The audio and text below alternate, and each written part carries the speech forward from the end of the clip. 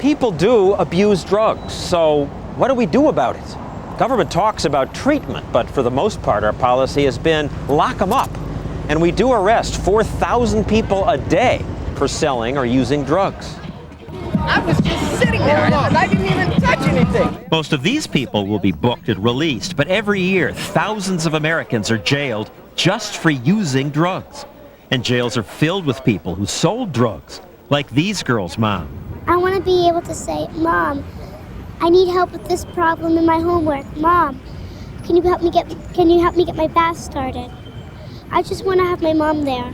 What did your mom do? She sells drugs. She's serving 8 years to life. On my graduation, everybody was asking, like, where's your mom? What do you tell them? I just say, my mom's living in New York. I don't like to tell them where she is. Compared to other countries, America does lock lots of people up. More than 1 million are arrested on drug charges every year, and now about 500,000 are behind bars.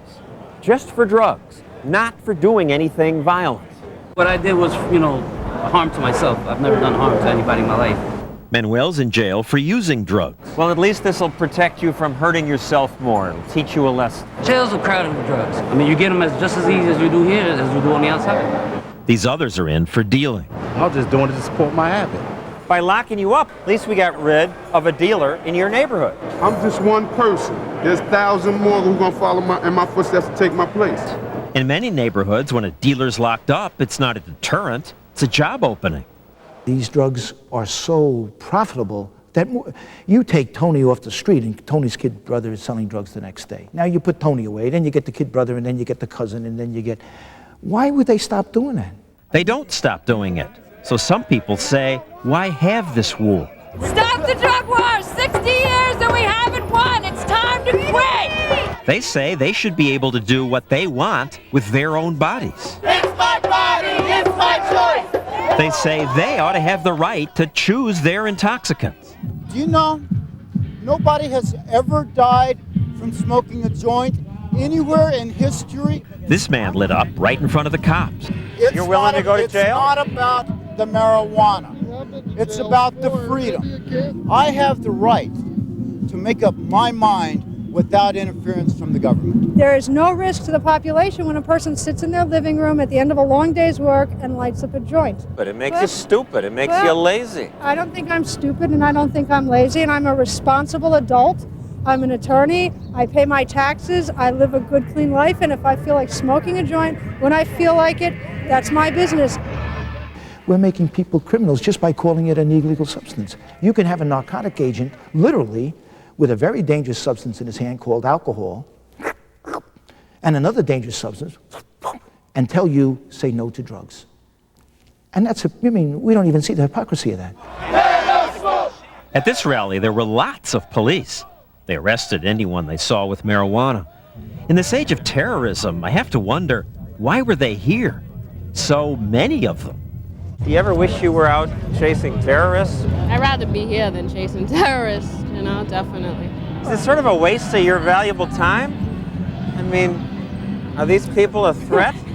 No, not at all. I mean, they're just something they want to do. I mean, they're not really a threat to us. They're not a threat to each other. Well, why is it illegal then? I'm not the one who makes the laws. I just enforce them. Why is it illegal? I don't know. I have no idea. Because it gets you high. Is the drug war a war we should be fighting? Is there a better idea? There's no question that drugs often do terrible things to people. Lives have been wrecked. But the drug war wrecks lives too. Costs billions, creates crime. Is there another way? Much of Europe now says yes.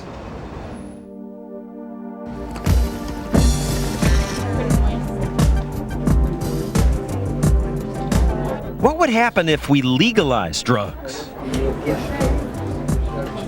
Well, here in Holland and Amsterdam, it's already happened. Using marijuana is legal here. What's that done? Holland now has hundreds of coffee shops, they call them, where marijuana is officially tolerated. Did you try that grass yesterday? Yes, I did, as a matter of fact. Red's a regular user. She smokes several joints a day. Every day? Every day. Red's now a manager at this coffee shop, which offers a menu of marijuana choices, from joints to chocolates. Chocolate bonbons, we have them in all 3 kinds of chocolate and made with weed butter added to it. How much would you like? Just a gram. The police do regulate the marijuana sales. Shops may sell no more than about 5 joints worth per person, and they're not allowed to sell to minors.